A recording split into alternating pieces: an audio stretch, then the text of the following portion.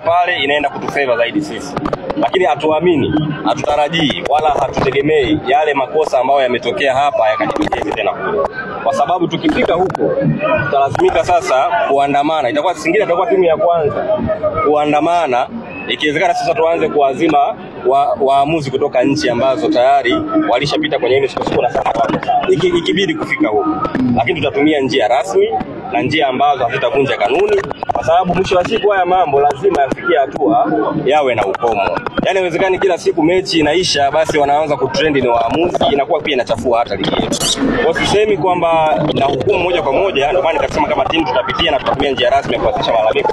Lakini yakijitokeza tena mambo haya kule Babati, kwa sababu tuna haki kama klabu ya kufanya njia zote kuhakikisha kwamba tunasaidia pia TFF na bodi yale mambo ya fair play, sio? Sisi kama klabu tutabeba wajibu. Yakitokea tena Babati, haya leo yametuangusha, yametudisappoint, tutafanyia kazi kwa mujibu wa taratibu. Lakini yakitokea tena Babati, hii inarudia mara nyingi ndugu zangu, sababu tuko very serious. Haiwezekani kila mechi tunacheza lakini tunaamini itakuwa na mechi fair, na sisi tunaenda kujifunza mambo ambayo yamefanyika hapa. Kiufundi tunaamini walimu wanaenda kurekebisha na tutafanya vizuri.